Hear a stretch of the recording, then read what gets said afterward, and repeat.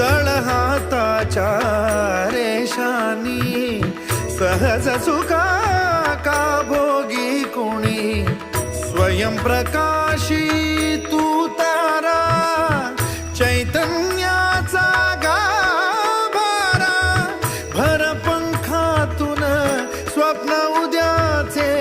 भर पंखातून स्वप्न उद्याचे झेप घेरे पाखरा